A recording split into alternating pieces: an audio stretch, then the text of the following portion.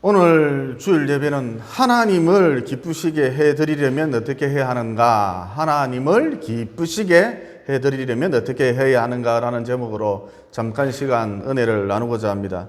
여러분, 잘 사는 길, 잘 사는 인생이 무엇일까요? 이렇게 질문을 한다면 창조주 하나님을 기쁘시게 해드리는 인생, 이게 잘 사는 길입니다.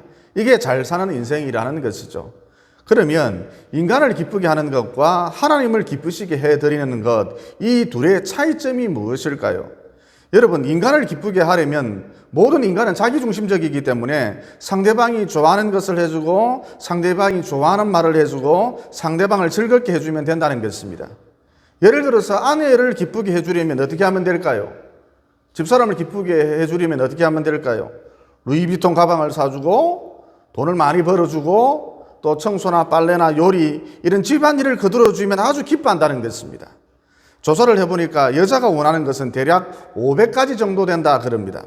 그러니까 남자분들이 웬만큼 해주다가 말아야지 다 해주려고 하면 순교한다는 것이죠. 이어 신랑을 기쁘게 해주려면 어떻게 하면 될까요? 신랑을 기쁘게 해주려면 어떻게 하면 되겠습니까? 먹인다, 재운다, 가만히 내버려둔다. 이 세 가지만 확실하게 해주면 대부분의 남자들은 만족스러워 한답니다. 그러니까 사람을 기쁘게 해주려면 방금 전 말씀드렸습니다만 사람은 자기중심적이기 때문에 그저 상대방이 좋아하는 것을 해주고 상대방이 좋아하는 말을 해주고 상대방을 즐겁게 해주면 그만이라는 것이죠. 그러면 하나님을 기쁘시게 해드리려면 어떻게 해야 할까요? 사람을 기쁘게 하는 것과 상당한 차이가 나는데 하나님을 기쁘시게 해드리려면 하나님 자녀답게 거룩하게 살아야 한다는 것입니다. 하나님을 기쁘시게 해드리려면 거룩하게 살아야 한다는 것입니다. 3절에 보면 이런 말씀이 나오죠. 하나님의 뜻은 이것이니 너희의 거룩함이라. 그러면 거룩하게 살려면 어떻게 하면 될까요? 거룩하게 살려면 어떻게 하면 되겠습니까? 한마디로 다르게 살라는 것입니다. 여러분, 출애굽의 목적이 무엇입니까? 이스라엘 백성들이 400년간 애굽에서 학대받고 종살이 했으니까 이게 불쌍해서 이게 측은해서 하나님께서 출애굽시켜 주신 건가요? 아니죠. 출애굽기 8장 27절에 보면 이런 말씀이 나옵니다. 모세가 바로를 보고 한 말인데 우리가 사흘 길쯤 광야로 들어가서 우리 하나님 여호와께 제사를 드리되 우리에게 명령하신 대로 하려 하나이다. 그러니까 출애굽의 목적이 예배에 있었다는 것이죠. 다시 말해 하나님께서 이스라엘 백성들을 애굽의 압제로부터 해방시켜 주셨는데 그 해방의 목적이 도대체 무엇이냐? 예배드리라고, 너희들은 예배드리라고 해방시켜 주셨다는 것입니다. 그래서 이스라엘 백성들이 광야 생활 도중 늘 제사를 드렸다는 것입니다. 그리고 하나님의 명령대로 번제, 속죄제, 속건제, 함욕제, 요제 이렇게 다양한 형태의 제사를, 다양한 형태의 예배를 드렸다는 것이죠. 마찬가지로 하나님께서 왜 우리를 죄에서 해방시켜 주셨느냐? 다시 말해 사망에게 묶여서 사망에게 종노릇하고 있었는데 왜 우리를 해방시켜 주셨느냐? 죄에서 해방시켜 주셨느냐? 마귀에게서 왜 해방시켜 주셨느냐? 사망에게서 왜 해방시켜 주셨느냐? 우리가 불쌍해서, 우리가 측은해서 아닙니다. 예배드리라고 죄에서 사망에게서 우리를 해방시켜 주셨다는 것이죠. 그리고 무엇보다 예배라고 하는 것은 세상 사람들과 하나님의 사람을 구분짓는 결정적인 잣대거든요. 세상 사람들은 예배드리지 않잖아요.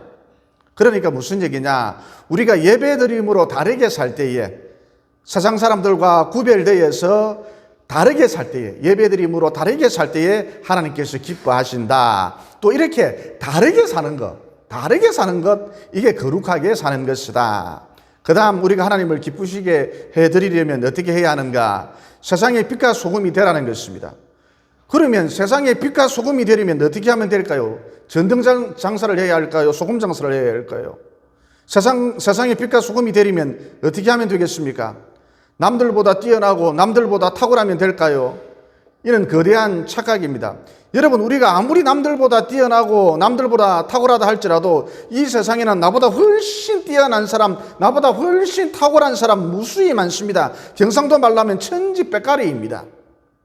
게다가 요즘 사람들 가만히 한번 보세요. 누가 뛰어나다, 누가 탁월하다, 누가 잘났다 그러면 박수를 쳐주고 그 사람에게서 큰 영향을 받나요? 아니지요. 저 인간 운이 좋아서 그렇다. 저 인간 부모를 잘 만나서 그렇다. 금수저인가 보다 그러면서 깎아내리기 십상이라는 것입니다. 그러니까 한마디로 탁월하다, 남들보다 탁월하다, 남들보다 뛰어나다, 남들보다 잘났다라는 것은 그다지 사람들에게 영향을 주지 못한다는 것이죠. 그러면 많은 사람들이 어디서 충격을 받느냐, 많은 사람들이 어디서 쇼크를 받느냐, 영향을 받느냐, 나와 다르다는 것에서, 다름에서 큰 충격을 받는다는 것입니다. 얼마 전 미국 상원에서 트럼프 대통령을 탄핵시키려 했었지요. 그러니까 우리나라만 불안하고 우리나라만 시끄러운 게 아니에요. 미국 사회도 마찬가지라는 것입니다. 그래서 미국 사람들이 이 나라가 도대체 어디로 가고 있는가, 미국이 도대체 어디로 가고 있는가 모두들 걱정을 하면서 크고 작은 포럼을 개최하거나 기도 모임을 많이 가졌었지요. 그런데 많은 미국 사람들이 미국에 갈 길, 곧 미국의 해답을 찾으려고 꼭 방문하는 곳, 둘러보는 곳이 있답니다. 그곳이 어디냐? 미국 펜실베니아 주에 소재하고 있는 아마시 신앙 공동체 마을입니다. 이 마을 사람들은 남녀노소를 불문하고 신분주의 신앙을 갖고 있는데 옛날 방식 그대로를 고수하고 있습니다. 그러니까 예를 들어서 여자들은 무조건 롱스커트만 입고 다녀야 하고, 또 화장은 최대한 연하게 해야 하고, 안 하는 것이 더 좋고 연하게 해야 하고, 또 남자들은 일할 때만 빼고는 언제나 정장 차림으로 있어야 한답니다. 그리고 현대인의 필수품이라 할 수 있는 TV, 신문, 잡지도 이 마을에는 없습니다. 그래서 이 마을 사람들은 늘 성경을 가까이 할 수밖에 없는 그런 분위기 속에서 살고 있는 것이죠. 어쨌든 미국 사회가 어려울 때, 요동칠 때에, 불안감이 가중될 때에, 어수선할 때에 많은 미국 사람들이, 특별히 많은 미국의 지도자들이 이 아마시 신앙 공동체의 말을 찾는다는 것이죠. 여기서 뭔가 해답을 얻으려 한다는 것입니다. 미국의 갈 길에 대해서, 미국의 앞날에 대해서 해답을 얻으려 한다는 것이죠. 그러면 그 결정적인 이유가 무엇이냐? 자기들과 다르기 때문이다라는 것이죠. 그래서 앞서도 말씀드렸습니다만, 남들보다 뛰어나다, 남들보다 잘났다, 남들보다 탁월하다라는 것은 운이 좋아서 저렇게 됐다, 부모를 잘 만나서 저렇게 됐다, 돈 많은 부모를 잘 만나서 저렇게 됐다, 금수저인가 보다, 그러면서 사람들의 시기질투 대상이 되기 십상이지만, 다르다라는 것은 사람들에게 충격을 준다는 것입니다. 나와 다르다라는 것은 사람들에게 쇼크를 준다는 것입니다. 나와 다르다, 저 사람은 왠지 모르게 나와 다르다라는 것은 상대방에게 영향을 준다는 것입니다. 그리고 여러분, 돈으로 혹은 권력으로 사람을 변화시킬 수 있을 것 같습니까? 얼마 전 구속된 이명박 대통령, 박근혜 대통령, 그리고 삼성그룹 총수 이재용 부회장의 모습을 보면서 다들 어떤 생각을 갖고 계십니까? 그러니까 돈이란, 권력이란 내가 갖고 있을 때, 내가 쥐고 있을 때 최고로 잘해봐야 손가락질 안 받는 것, 그 정도라는 거예요. 한마디로 돈, 권력 이런 것은 사람들에게 큰 영향을 미치지 못한다는 것입니다. 그런데 돈도 없어요. 돈도 없고 권력도 없지만 주일이면 어김없이 정장을 차려입고 교회 나와서 예배드리고 줄 성수하고, 또 집사니까 그 좁아던 술도 끊어버리고, 집사니까 담배도 끊어버리고, 유흥도 끊어버리고, 집사니까 도박도 끊어버리고, 집사니까 게임도 끊어버리고, 이렇게 사람이 달라지면, 또 과거에는 뭐가 그리도 불만이었는지 인상을 팍팍 쓰고 다녔는데 얼굴에 잔잔한 미소가 묻어나고 사람이 온화해지면, 부드러워지면, 이렇게 달라지면 저게 뭐지? 도대체 저게 뭐지? 그러면서 내 주변 사람들이 말을 안 해서 그렇지 큰 충격을 받는다는 것입니다. 쇼크를 받는다는 것입니다. 큰 영향을 받는다는 것입니다. 그러니까 다르다는 것, 나와 저 사람은 다르다는 것, 이게 엄청난 능력이라는 것입니다. 덧붙여 사람이 살만할 때는 돈과 권력을 가진 사람을 찾지만, 진짜 위기가 닥치면, 즉 죽음을 목전에 두고 있으면 돈과 권력을 찾지 아니하고 나와 다른 사람을 찾는다는 것이죠. 그러니까 요즘 사회적 거리두기가 트렌드인데, 유행인데, 세상과 거리를 두고 나와 다르게 거룩하게 사는 사람을 찾는다는 것입니다. 나와 다르게 예배드리는 사람을 찾는다는 것이죠. 왜냐? 죽음을 목전에 두고 있으면 돈과 권력은 참 흠한 것이다, 이것으로는, 돈과 권력으로서는 구원받을 수가 없다, 이것을 본능적으로 깨달아 알기 때문입니다. 따라서 구원과 동의가 무엇인가, 이 세상 최고의 능력이 무엇인가, 다르다라는 것이죠.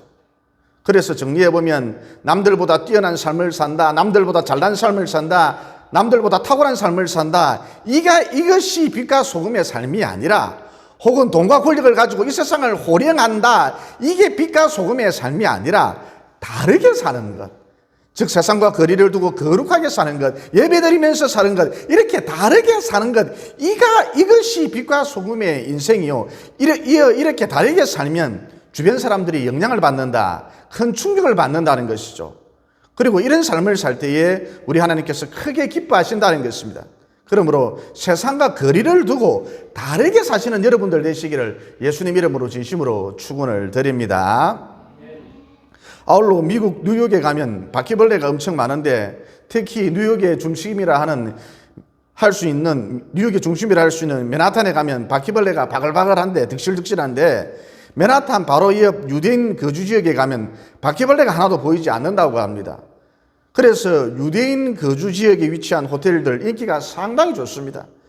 너도 나도 숙박하려고 하죠. 왜냐? 바퀴벌레가 없으니까.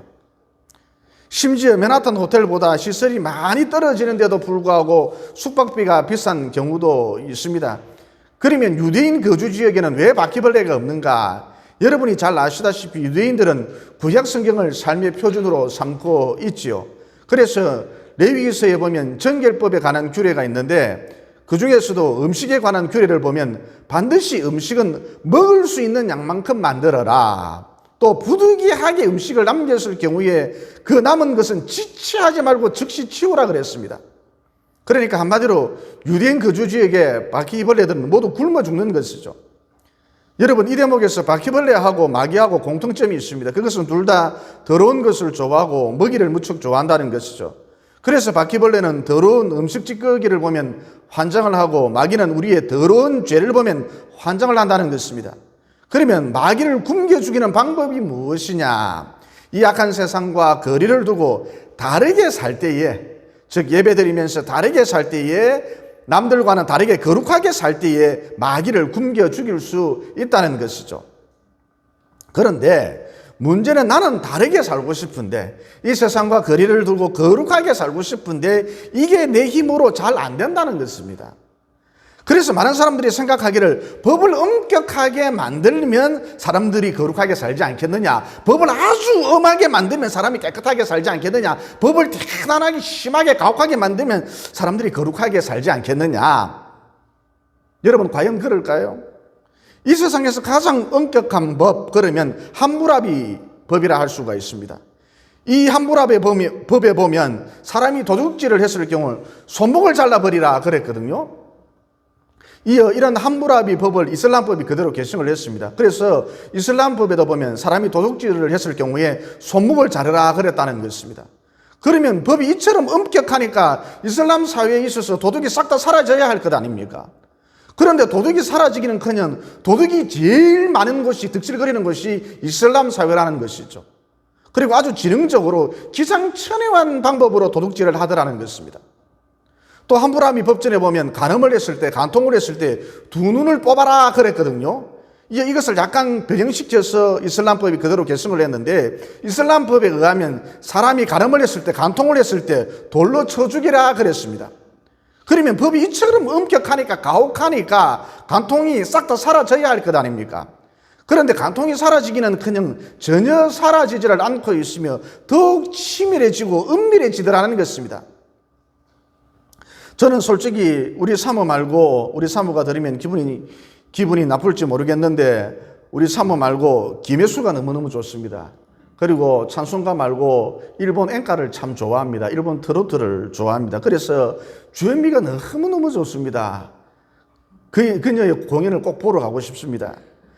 그래서 한 번씩 문득문득 생각이 납니다. 목사가 영성이 없고 참 문제가 많지요. 그런데 제 두 눈을 뽑아버리면 더 이상 김혜수가 생각나지 않을까요? 저 두 눈을 싹 뽑아버리면 더 이상 주현미가 생각나지 않을까요? 아니죠. 두 눈을 뽑아놔도 생각납니다. 두 눈을 뽑아버리면 오히려 주현미하고 김혜수가 더 많이 생각날는지도 모릅니다. 그러니까 한마디로 법이 아무리 엄격하다 할지라도 사람이 거룩해지지 않는다는 것이죠. 즉 법이 아무리 엄격하다 할지라도 죄 문제는 해결되지 않습니다. 그래서 시편 51편 10절로 11절에 보면 다윗이 범죄한 다음 다음과 같이 말했죠. 하나님이여 내 속에 정한 마음을 창조하시고 내 안에 정직한 영을 새롭게 하옵소서. 나를 주 앞에서 쫓아내지 마시고 주의 성령을 내게서 거두지 마옵소서. 그러니까 다윗이 말하고자 하는 요지가 무엇이냐? 하나님 나는 거룩하게 살고 싶은데, 하나님 나는 깨끗하게 살고 싶은데, 세상과 거리를 두고 깨끗하게 살고 싶은데, 즉 하나님이여 나는 다르게 살고 싶은데 이게 마음먹은 대로 잘 안 된다는 것입니다. 그러므로 하나님이여 나를 좀 만져주십시오. 하나님이여 나를 터치해 주십시오. 이런 얘기인 것이죠. 다시 거듭 강조합니다. 거룩하게 산다, 깨끗하게 산다, 즉 다르게 산다라는 것은 내 의지, 내 결심만 갖고는 안 된다는 것입니다. 하나님이 만져주셔야 가능하다는 것이죠. 그리고 로마서 7장 21절로 24절에 보면 바울이 다음과 같이 말씀을 하셨죠. 그러므로 내가 한 법을 깨달았노니 곧 선을 행하기 원하는 나에게 악이 함께 있는 것이로다. 내 속사람으로는 하나님의 법을 즐거워하되 내 지체 속에 있는 한 다른 법이 내 마음의 법과 싸워 내 지체 속에 있는 죄의 법으로 나를 사로잡는 것을 보는도다. 오라 나는 공고한 사람이로다. 이 사망의 몹에서 누가 나를 건져내랴. 그러니까 예수님을 믿지 않는 세상 사람들은 자기 마음에 갈등이 없다는 거예요. 무슨 얘기냐? 그냥 자기 지체 속에 있는 죄의 법대로 죄가 시키는 대로 하면서 살아간다는 것입니다.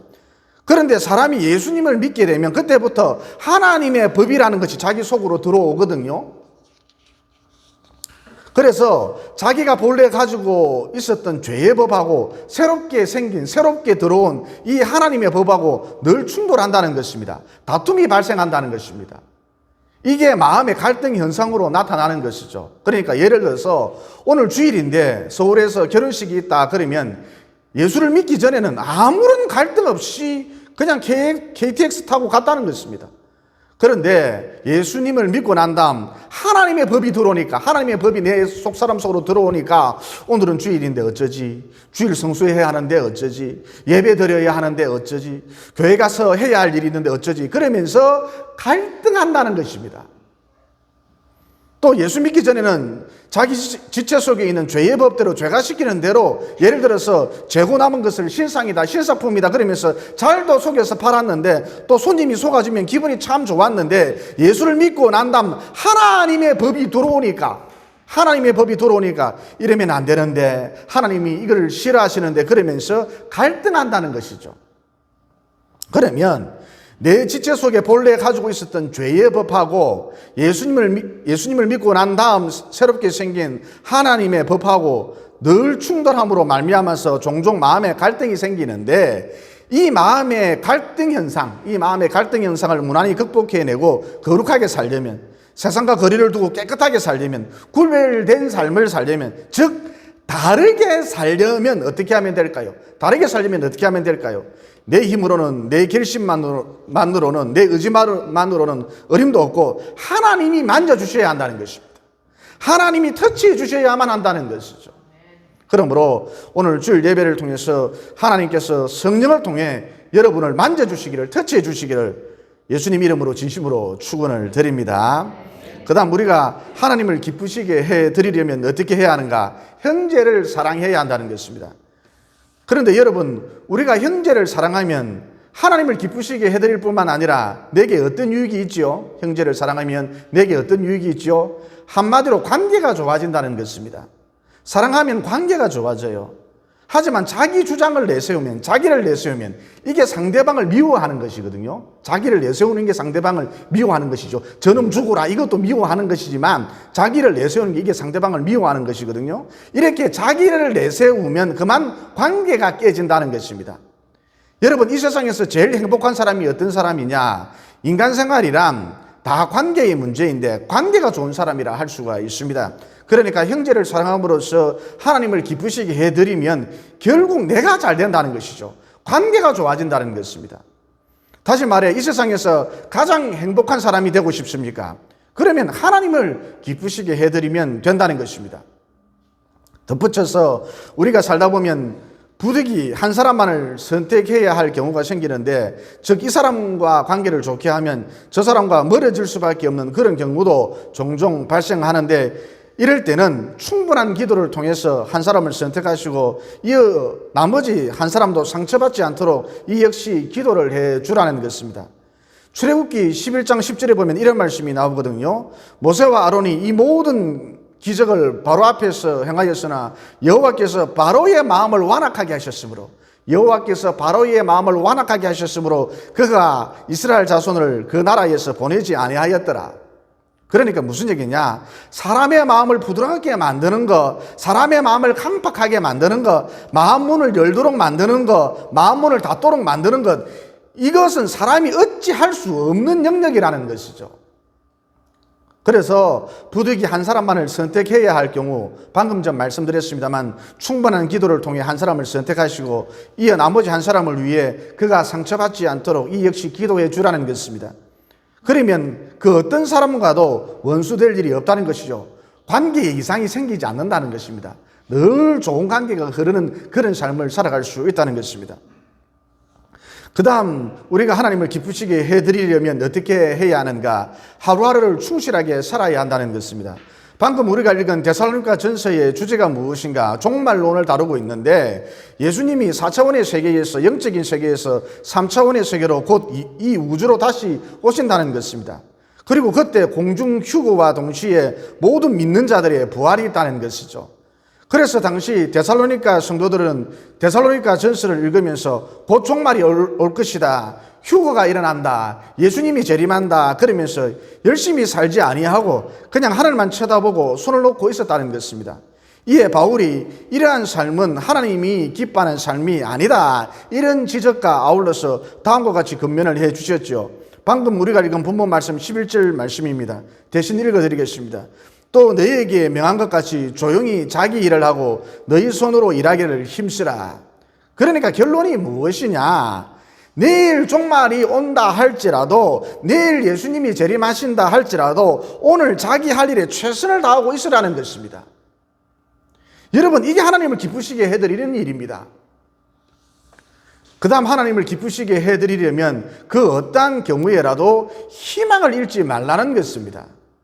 지난번 설교 시간에도 야화로 말씀드렸습니다만 전 백악관 장애인 담당 차관이었던 강용우 박사, 이 사람 정말 그리스도인 중에 그리스도인입니다. 전 백악관 장애인 담당 강용우 박사, 그는 어릴 적에 축구공을 맞는 바람에 영구 실명되고 말았거든요.